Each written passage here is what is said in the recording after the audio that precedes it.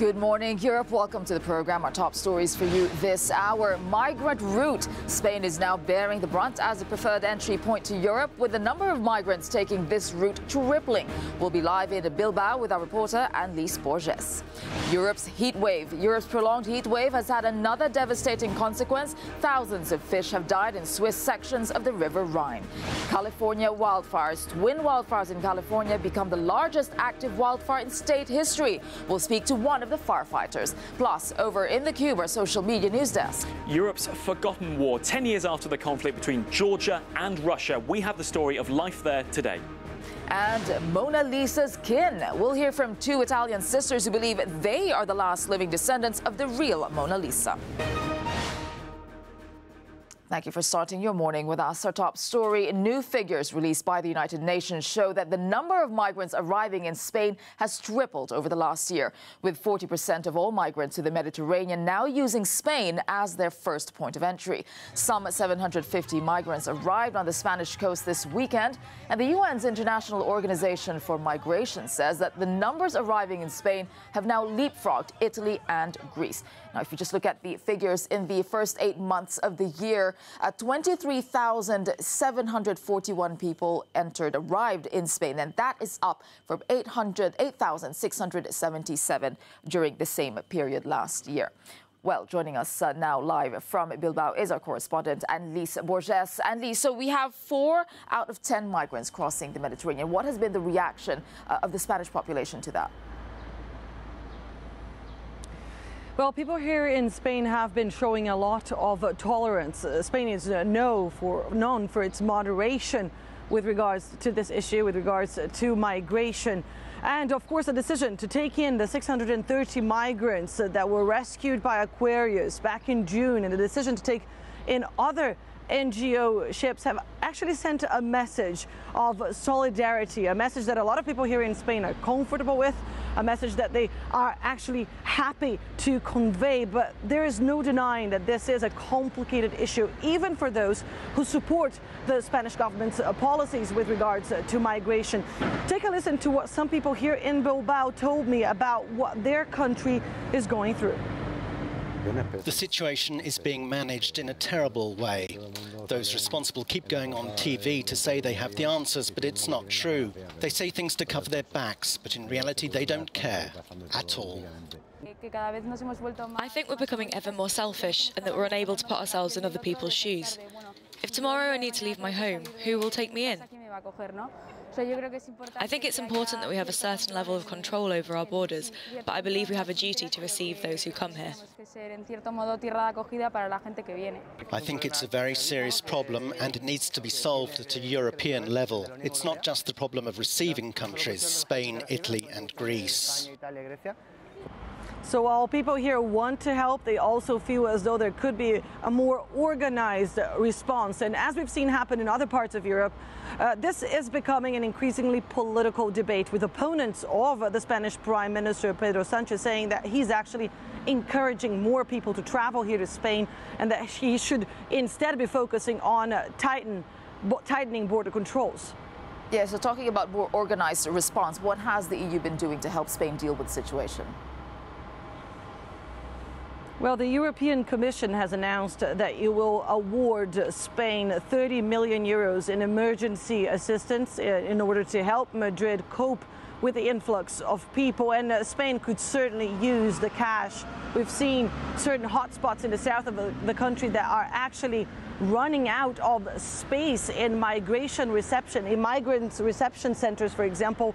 In certain cities, people are having to sleep outside in the port area because there is absolutely no more space in these reception centers right now. There are other NGO boats that are actually coming to Spain. Proactiva Open Arms is actually traveling here with 87 people, so that problem will continue actually to put some pressure on the Spanish government. The Prime Minister says the situation is under control, but continues to insist that there needs to be a unified EU policy based on solidarity to put some order on the refugee flows. Of course, whether or not Europe will take this as an opportunity to actually work together, to actually come up with a unified response is anyone's guess. But if the last few months are any indication to go by, well, there is no sign that the 27 member states will actually come up with a unified response, at least not in the near future. All right, thank you for that. Annelise Borges, they're reporting from Bilbao. Thanks. Well, as Spain becomes the main European destination for migrants, attention has been turning to its northern neighbor, Morocco. Now, the EU has already promised tens of millions of euros to help ease the pressures of migration. Alex has this part of the story for you, Alex. The other side of the story, Tessa. So we're talking there about people arriving in Spain, the pressures put on Spain. What about where they're coming from? Well, let's just show you some images from perhaps that side of the crisis. Migrants here in a dinghy approaching Del Cajuelo beach in Spain after leaving Morocco, crossing the Strait of Gibraltar. And here in Ceuta, a migrant trying to climb over the border fence with Spain's North African enclave next to Morocco. These images show the difficulties and the challenges facing the Moroccan authorities in helping to deal with this crisis, which obviously, as we've seen, has exasperated the political divisions within the EU. Let's just show you why Morocco is so significant, geographically speaking. Here we have Morocco. Here, the Strait of Gibraltar. At its narrowest point, we're talking 14 kilometres between Morocco and Andalusia in Spain. A narrow crossing point that historically people have used to reach continental Europe. Well, now with the migrant crisis and numbers to Spain rising, you can see why there's increased focus on Morocco. Also, let's show you these two. Melilla here and Ceuta as well on the map just up here. Ceuta and Melilla are North African enclaves, Spanish territory, where we've seen people trying to climb these border fences sporadically but determinedly over the last few years. So, with this focus on Morocco, the EU has promised additional funding to the tune of 55 million euros. Jean-Claude Juncker tweeting earlier this month to say there is support for Morocco, Tunisia, for African countries helping control and protect the EU's external borders. But there's another side to the story again, and that is that we are in Europe perhaps seeing the Maghreb as a stepping off point for people trying to reach Europe. But figures suggest, CSIS here showing figures from their analysis, suggesting that people in this sub-Saharan African migration are choosing to settle in the Maghreb itself, in countries that previously people used simply as stepping stones to Europe. People seeking to settle in Morocco, Algeria, Tunisia, Libya, because of the difficulties and the challenges of trying to reach Europe. So this story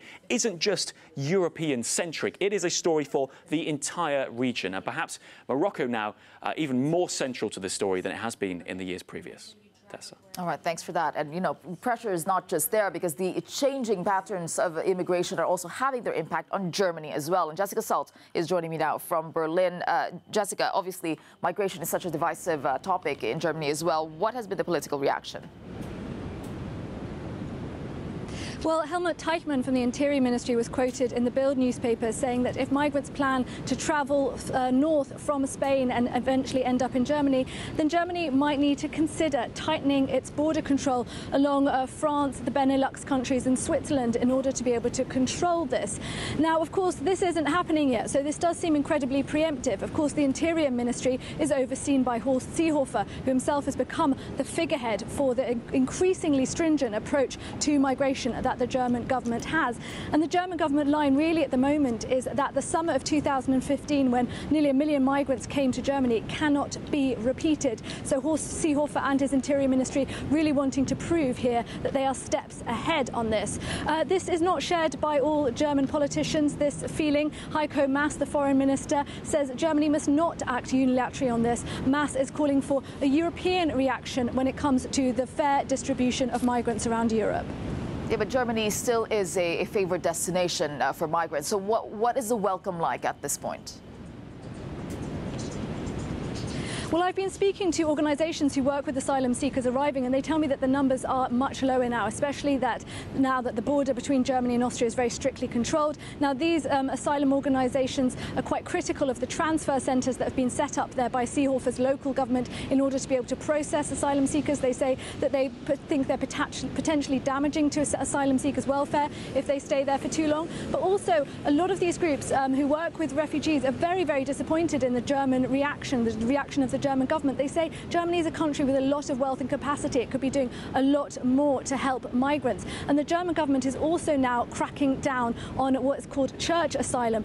Christian churches in Germany can appeal to the Federal Agency for Asylum and say that they will look after asylum seekers for 6 months. And if they believe that any individual asylum seekers would face hardship if they return to the European country they arrived in, after this 6-month mark, the German government would then be obliged to take over the asylum case.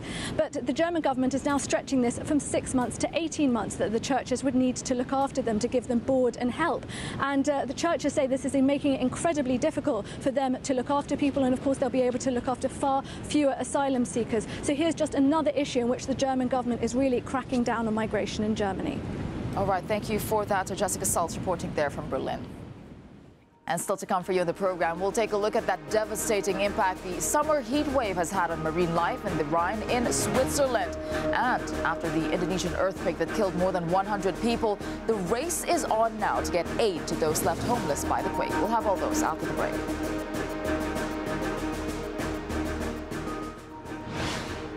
Your top story and good morning. Europe, Spain bears the brunt of European migration as the numbers using Spain as a preferred entry point into Europe tripled in the last year. Thousands of dead fish are being pulled from the River Rhine after water temperatures rose by more than 4 degrees.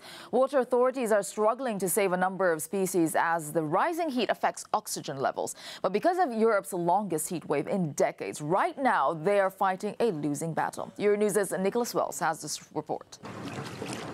In parts of Europe, the summer heat wave has been so bad, even the fish are dying. Water temperatures in the Rhine in Switzerland have reached 27 degrees, and that's proving too much for some fish species. Fishery authorities in 3 Swiss cantons along the river said that despite measures to add cool water, about 1 ton of dead fish had been collected so far. That's about a quarter to a third of the annual catch. In central Switzerland, the situation in many small and medium-sized waters is very precarious. Many lakes or rivers have no more water. The fish have been relocated or have died. The authorities fear a repeat of the 2003 heat wave, when 90% of the entire grayling population died. But the problem is not confined to Switzerland. This is the Ulster River, a tributary of the Elbe in the German city of Hamburg.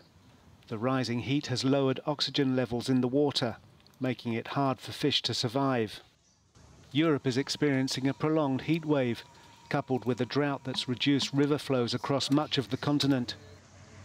The city authorities are even moving its famous Ulster swans to cooler climes, and that could be a problem. According to local legend, Hamburg will only remain prosperous and free while the swans are there. Nicholas Wells reporting there. Now, as Europe endures this unprecedented heat wave, droughts are hitting harvests across the continent. EU member states have until the end of August to send their Commission their impact assessments. And joining us live from outside the European Commission is Euronews correspondent Brian Carter. Brian, can you tell us how has the heat wave been hitting and impacting European farmers? Good morning, Tessa. Well, farmers across Europe are really bracing for one of the worst harvests in the last 50 years. We know that pastures across Europe have been terribly hit. Fruit and vegetable processors say that the crop yields this year could be down from 20 to 50%. So obviously there's a lot of worry in the agricultural sector across Europe. The European Commission has proposed some measures to mitigate that, such as advancing subsidies to farmers and also allowing them to use some of the land that normally they cannot use because of some of the green regulations across Europe. But environmentalists say that these measures are not enough and will actually intensify intensive farming, which is one of the causes of climate change. And to speak about climate change today, I'm joined by Jean-Pascal Van Yperseel. He's a Belgian scientist. He's one of the world's leading experts on global warming, and he's also, and he used to be the vice chair of the Intergovernmental Panel on Climate Change. Mr. Van Yperseel, thank you for being with us on Good Morning Europe. This heat wave and the droughts that we're seeing across Europe, my first question, is that the consequence of climate change? Well, it has certainly been intensified by climate change, and this kind of events, unfortunately, will become more and more frequent because of the global warming due to those emissions of greenhouse gases that we are doing. You heard what the European Commission plans to do.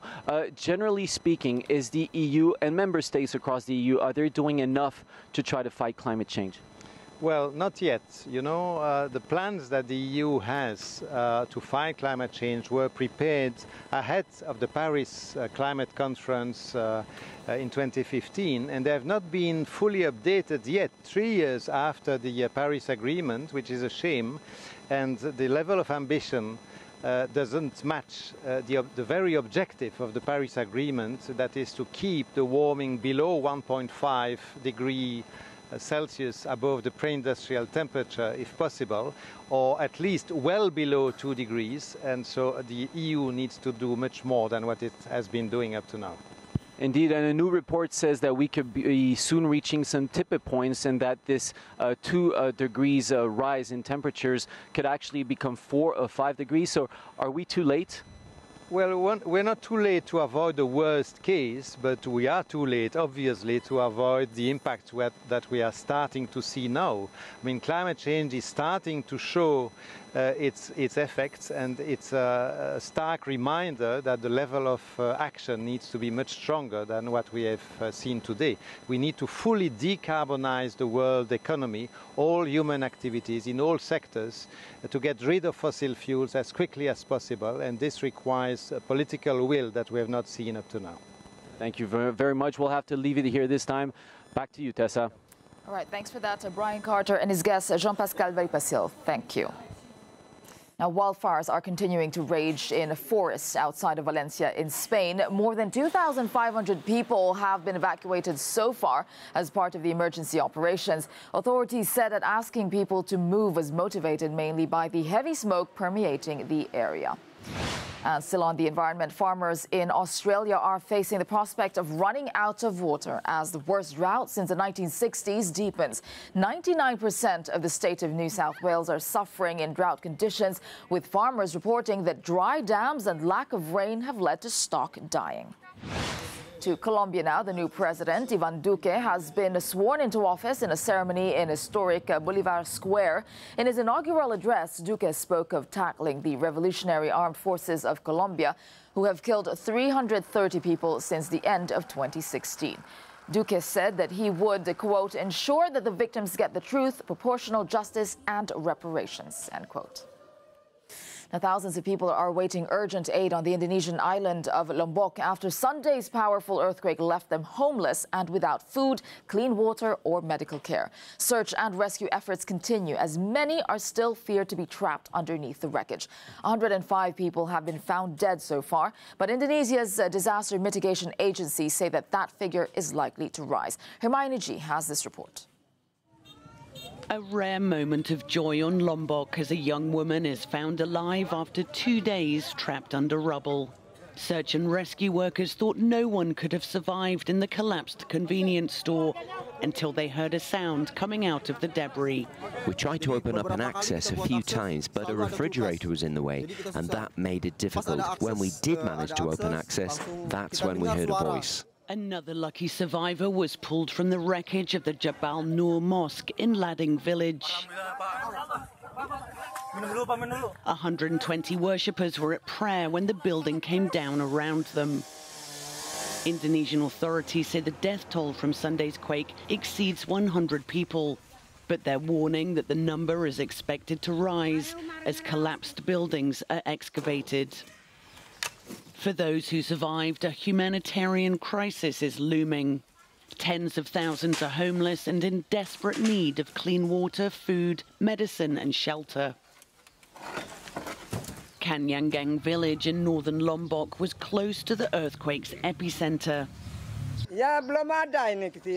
Everything is gone. What we need is to get assistance. Aid was sent to the villages further down. Nothing has reached here yet. The people there took it all. Here, nothing. At this camp in northern Lombok, displaced people are spending the night in makeshift tents, desperate for help to arrive. The greatest need is clean water, as underground sources were blocked by the quake and shops destroyed or abandoned. Evacuees depend on friends and relatives to bring supplies from central Lombok. And as they wait for relief, they keep an uneasy vigil. We can still feel the aftershocks at night, just like last night. That's why we need to stay alert. Hermione G, Euronews. And as you saw there, thousands of people are living in temporary camps. Now, these pictures of the aftermath were taken by one of the many NGOs, Mercy Corps, who are also working in the area. And with me now from Mercy Corps is Piva Bell, who is in Lombok, the epicenter of Sunday's earthquake. Thank you for joining us on the program. Can you just tell us what is the latest now, where you are? Yeah, so now I'm in Lombok with the team, the response team. And we are conducting our assessment to understand the needs and the impact of the earthquake, especially after the second earthquake. Yeah, Can you tell us more about that assessment? Yeah, so this assessment is conducted jointly with all the NGOs in here, which under the Emergency Capacity Building Network and Humanitarian Forum Indonesia. We are part of the assessment, and we are going to different areas, collecting the data, and to prepare us in giving the best support, the immediate support for the needs. Okay, in terms of support, what are the difficulties that you are facing on the ground? Yeah, so when the 7.0 earthquake happens, I was in Sembalun area. Yeah, when I entered the village in the day, everything's still standing. But after the earthquake, everything flat. Yeah, so it was very devastating. The electricity was off and people are screaming in panic. And the ambulance was non-stop at night and people sleeping outside. We also sleep outside as the precaution for the aftershocks. Yeah, so because of the people has been sleeping outside, even from the first earthquake, most of people start getting sick, especially babies and children. They got the disease like cough, like the flu and fever. Okay. Yeah, so they need really immediate help. Yeah, Indeed. the shelter, water. Yeah, a lot of work still on the ground there. Thank you for that. Piva Bell from the NGO Mercy Corps there in Lombok. Thanks. And still to come for you on the program, British Prime Minister Theresa May has told former Foreign Secretary Boris Johnson to apologize for saying Muslim women in burqas look like bank robbers. And over in the Cube. It's been called Europe's forgotten war. 10 years after the conflict between Georgia and Russia, we have the story for civilians there now. That's after a short break. You're watching Good Morning Europe. Welcome back to the program.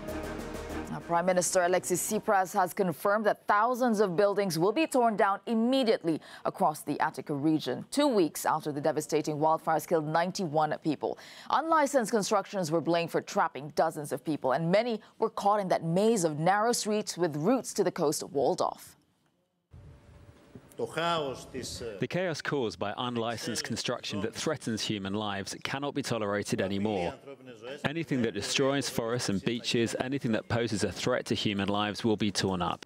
It is our duty to our dead, but most of all, it is our duty to the living. It is our duty to the next generation.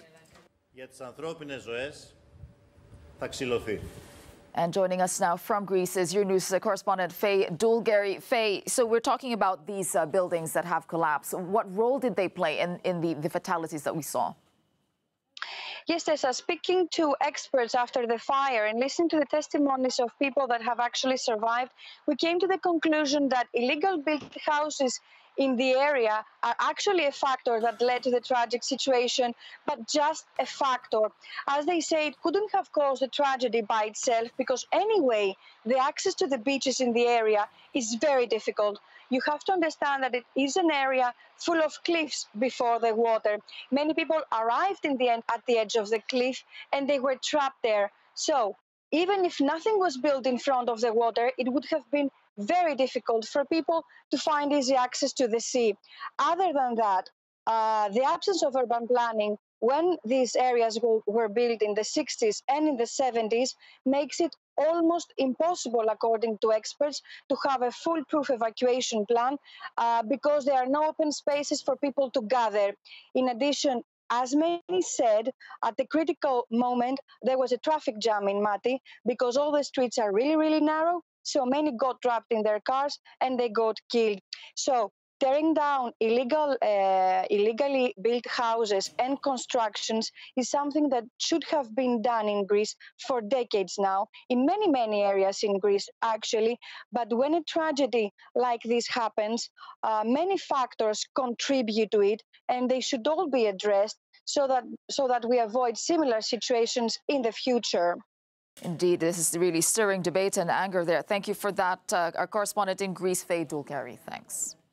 Firefighters in California are battling the state's largest wildfire on record. Evacuations have been ordered and structures have been destroyed as fire tears through some 250,000 hectares of land. Fueled by record heat, tornadoes of fire spun out at over 240 kilometers per hour. And firefighters in the state are working grueling shifts to save lives and land after a year which has already seen 9 lives lost. Well, joining us on the phone from California is a fireman who's been on the ground, Deputy Chief Scott McLean from California Department of Forestry and Fire Protection. Thanks for joining us on the program today. Can you just tell us how difficult it's been to battle these places? It's been extremely difficult. And about 2 months ago, we started seeing 100-degree plus weather, and that weather is consistently that temperature, which has brought winds with it, very erratic, and low humidities, which just enhances these fires that we've been dealing with. And we were talking about 200 kilometers per hour speeds. I mean, is that something that it compounds the difficulty? Oh, definitely. And the vegetation on top of that is so dry. It's 2 months ahead of its drying cycle. And even before that, it was extremely dry. So it combined the winds, the erratic winds, because they're going in all sorts of different directions, the topography that we're dealing with, as well as the type of vegetation, and as dry as it is, it's very receptive to fire. Yeah, we're looking at all these images, incredible images. Is there any sense that the end is near, that firefighters will finally overcome these places? Well, the Mendocino complex, as you mentioned earlier, about being the largest incident in California's recorded history, they're doing a lot of work on it. It's slowed down a little bit during the course of the day. It only increased in size a little over 2,000 acres, which is one of the slowest days, believe it or not, so far. It usually climbs about 12,000 acres. And then the car fire has increased about 5,000 acres, but there's still a lot of work to be done on both those major incidents. They're going to be at it for several weeks to come. All right. Thank you for talking to us. Deputy Chief Scott McLean from the California Department of Forestry and Fire Protection there. Thank you. And we will have a lot more coming your way, including why Britain's Boris Johnson, he's in hot water for making a comment on burqa-wearing women. And the star witness in that fraud trial of Trump's former campaign aide, Paul Manafort. We're going to be hearing more about that. And we'll also hear from 2 sisters who believe they are the descendants of the real Mona Lisa. But are they really? We'll find out. But first, we'll leave you with today's no comment from southern India, where hundreds of people gathered to mourn the death of Muthuvel Karurandi, a popular movie scriptwriter who became a politician.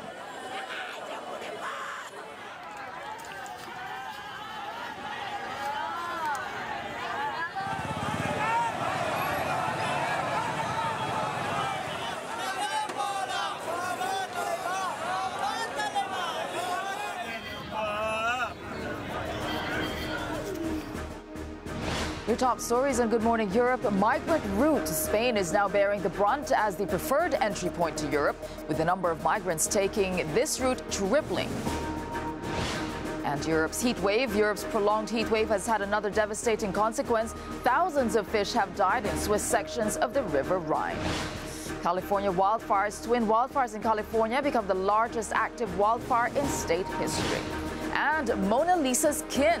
2 Italian sisters believe they're the last living descendants of the real Mona Lisa. Now, Theresa May has criticized her former Foreign Secretary Boris Johnson for an article in which she described burqa-wearing women as looking absolutely ridiculous. Those are his words. Now, Mr. Johnson made the remarks in a Daily Telegraph column. The Conservative Party's chairman, Brandon Lewis, has called on Mr. Johnson to apologize for the comments.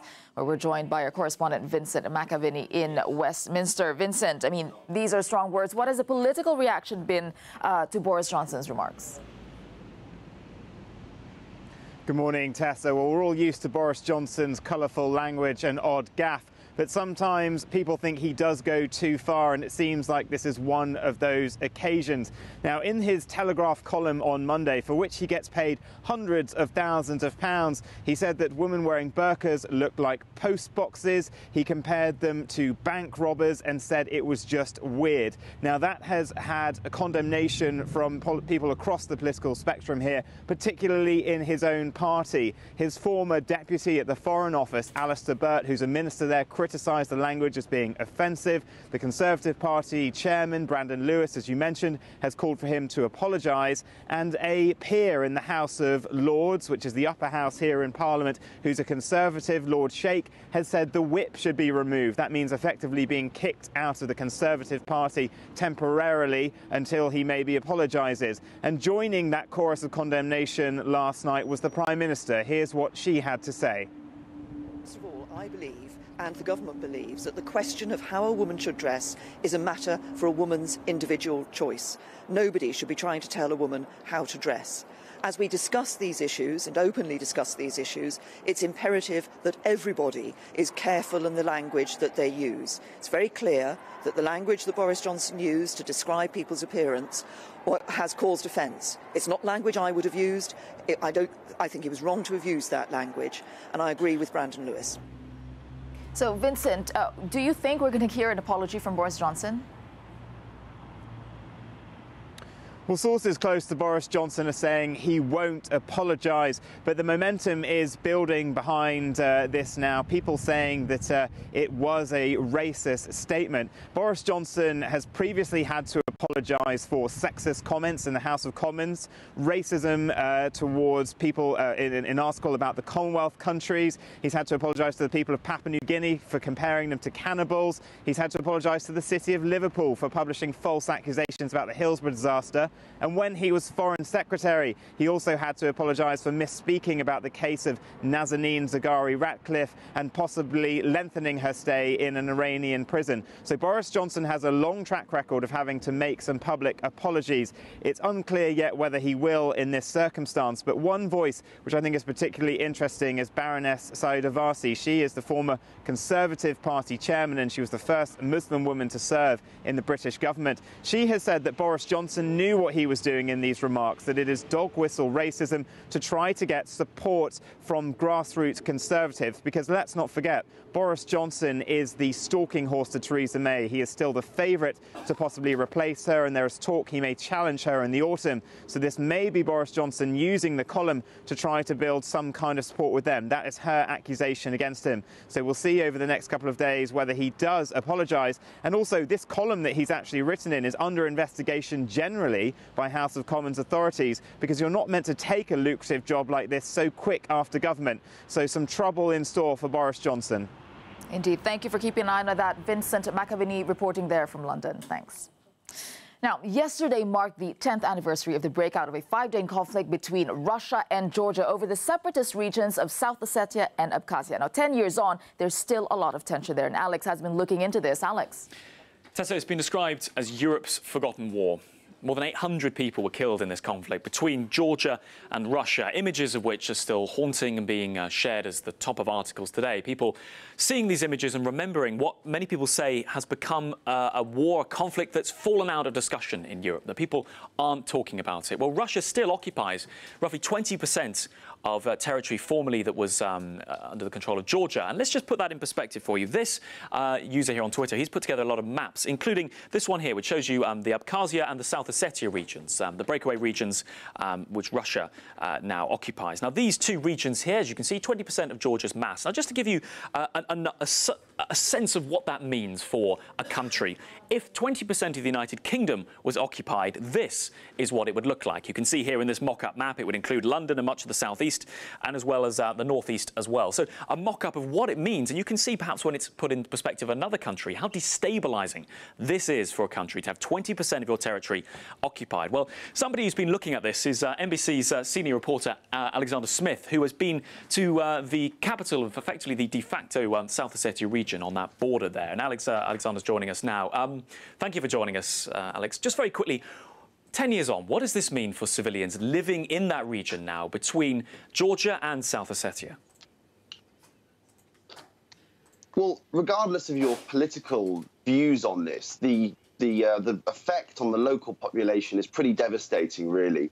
I mean, it's worth bearing in mind that hardly anyone in the world recognizes this border. It's only Russia, Syria, Nicaragua, Venezuela, and the tiny Pacific island of Nauru. And the result of that is that no one really knows locally where the border is. The Russian troops and their local Ossetian allies keep on moving it effectively and installing barbed wire in other places.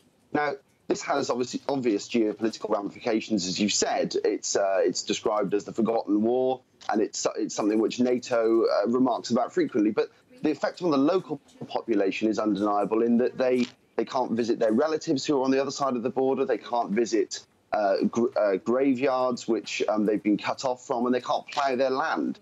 Now, if you put yourselves in the shoes of a Georgian farmer living on the border, if your cow wanders across the boundary, you can't go and get it back because you'll get arrested. So this obviously has a deep and really very painful ongoing local effect, regardless of what your politics are.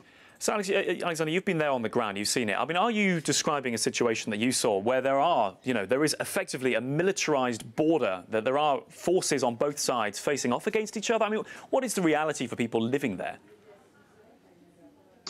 I wouldn't say they're facing off, but there's certainly militarization on either side of the border. The Russian forces have built 19 military bases in South Ossetia. They're very visible. When we were there at the border, a truck drove to the top of a hill on the other side of the valley, very obviously checking out what we were doing there. And on the Georgian side, there are Georgian border guards who are armed. They're in pillboxes on the side of the road. So the presence is very clearly there. Now, the reason I say it's not necessarily a face-off is because everyone is clearly very worried about what might happen if there is some sort of military standoff at the border again.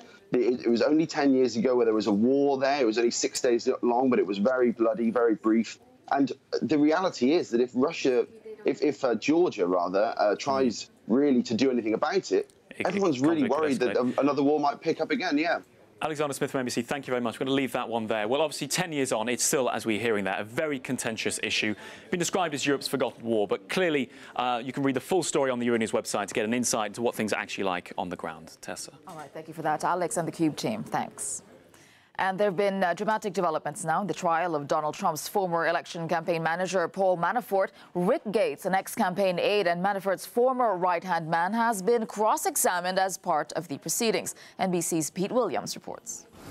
In 2 days of testimony, Rick Gates has said that he never told accountants the actual amount of money Paul Manafort made because Manafort told him not to let them know how many millions of dollars were paid for the political consulting work they did for Ukraine's president, Viktor Yanukovych.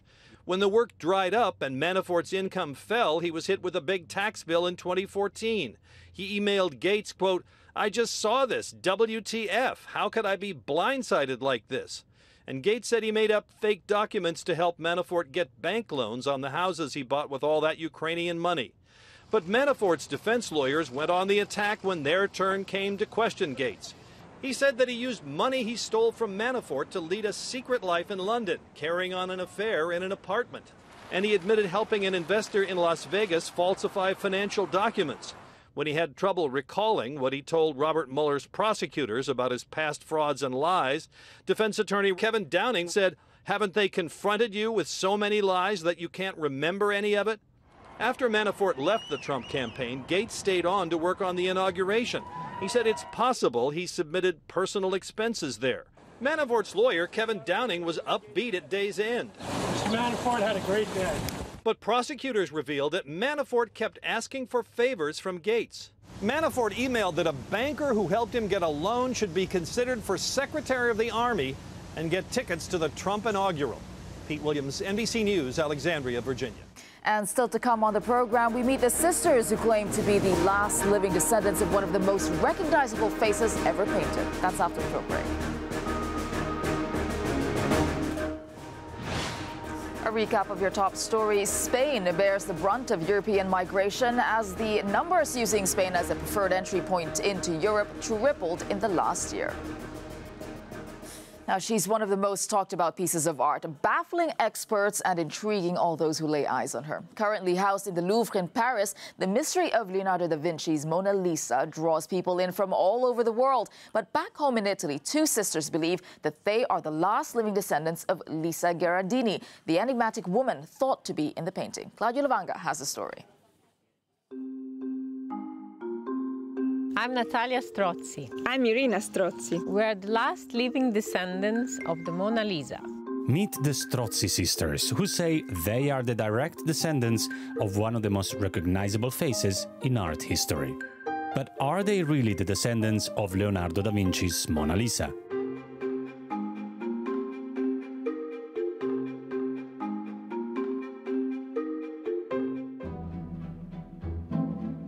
There is a lot more mystery to the Mona Lisa than her enigmatic smile.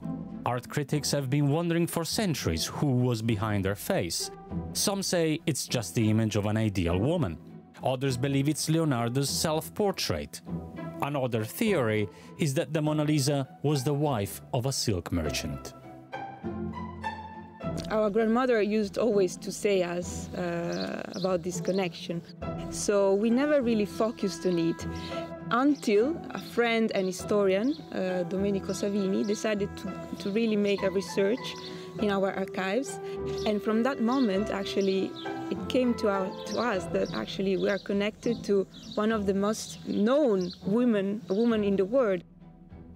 The Strozzi are an ancient noble family from Florence and in the Renaissance were as powerful as the Medici. But one relative that stands out in their family tree is Mona Lisa. And her real name was Lisa Gherardini del Giocondo, wife of Francesco del Giocondo, who was, at the time we would say, businessman. That's why she's called La Gioconda, because she married Mr. Giocondo. Rob Hatfield held seminars on Leonardo at Syracuse University in Florence for 15 years and spent 3 of them researching the Mona Lisa in the city's archives. He says that the evidence of this theory was uncovered in the library of the University of Heidelberg in Germany 20 years ago. In which an ancient text came to light with a marginal annotation written by a secretary of the Florentine Republic who was acquainted with Leonardo, in which he complains about the way in which Leonardo never finishes his paintings. And one of the paintings that he mentions is the Lisa del Giocondo. Leonardo's father was a notarius, and he used to work with Francesco. So they were already friends. So it's nothing like extremely impressive. You know, the husband asks Leonardo to paint, his friend, to paint a portrait of his wife. I can tell you with complete certainty that the sitter in Leonardo's famous portrait is in fact Lisa del Giocondo. So Natalia and Irina can be certain that this in fact is their ancestor. NBC's Claudia Lavanga with that report there. And still to come for you on the program, we all know that eating out in Venice can be expensive, but you might be surprised to hear how much one customer had to pay for 2 coffees and 2 bottles of water. We'll be back after a short break.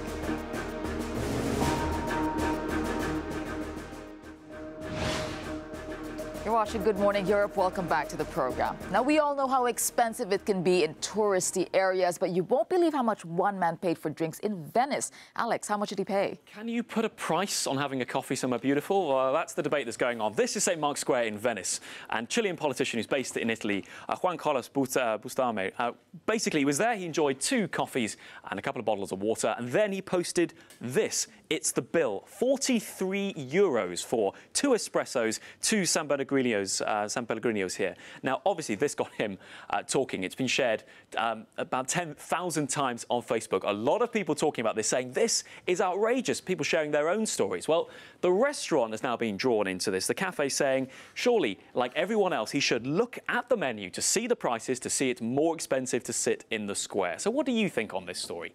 Is it a case of rip-off restaurants taking advantage of people enjoying the views, or is it a case of him not actually having read the menu? Get involved in the discussion. Lots of you are. You can let us know your thoughts using #TheCube. All right, thanks for that, Alex, and thank you for joining us today. We'll leave you with today's no comment.